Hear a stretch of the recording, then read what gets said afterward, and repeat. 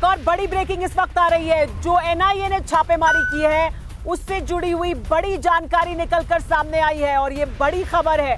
कैसे जो एनआईए ने छापेमारी की है और अलकायदा आतंकियों को गिरफ्तार किया है, उनके तार कश्मीर से जुड़े हुए थे और प्लानिंग थी कश्मीर में हथियार मुहैया कराने की।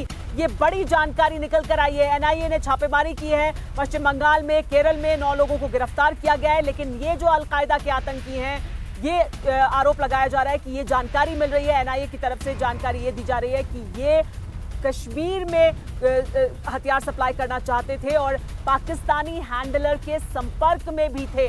तो ये बड़ी जानकारी है। कश्मीर तक इन अलकायदा के आतंकियों के तार जुड़े हुए थे, हथियार सप्लाई करना था कश्मीर में, बड़ा प्लान, और पाकिस्तानी हैंडलर के संपर्क में थे। ये जानकारी भी मिल रही है। ये बड़ी खबर है क्योंकि आज ही एनआईए ने लगभग 11 से 12 जगहों पर छापेमारी की, 9 लोगों को गिरफ्तार किया। हमारे साथ जितेंद्र शर्मा जुड़ गए हैं जो इस पूरी खबर को लगातार ट्रैक कर रहे हैं। जितेंद्र, ये बड़ी जानकारी है क्योंकि अभी तक हम ये मान रहे थे, जो जानकारी सुबह निकलकर सामने आ रही थी जब छापेमारी चल रही थी, कि दिल्ली और बड़े शहर और बड़े प्रतिष्ठान इनके निशाने पर थे। लेकिन ये साजिश तो कहीं और आगे तक जाती दिखाई दे रही है। यानी कश्मीर में आतंक फैलाने का प्लान था, हथियार सप्लाई करने का प्लान था। जी बिल्कुल सुमायरा, देखिए 3 बड़े खुलासे हुए तफ्तीश के दौरान। सबसे पहला खुलासा ये होगा, ये जो पूरा मॉड्यूल था दरअसल ये पाकिस्तान बेस्ड अलकायदा मॉड्यूल था और इसके जो तार थे वो सीधे तौर पर आईएसआई से जोड़कर देखे जा रहे हैं, क्योंकि कहीं ना कहीं ऐसे इनपुट मिले हैं जांच एजेंसी को कि जो पूरा जो मॉड्यूल था इसको कहीं ना कहीं पूरे तरीके से जो सक्रिय किए हुए था वो आईएसआई था।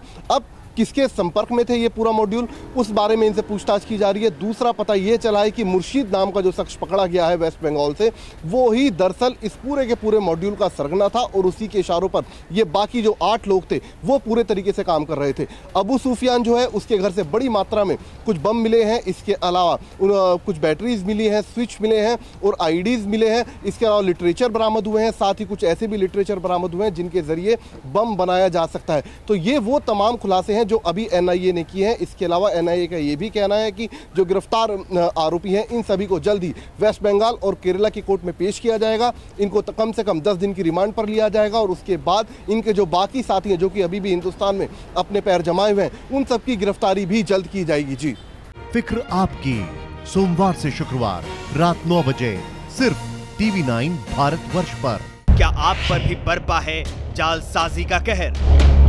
सपने टूटे आपके, न घर के न घाट के।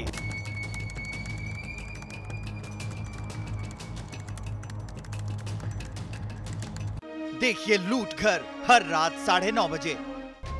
फिक्र आपकी।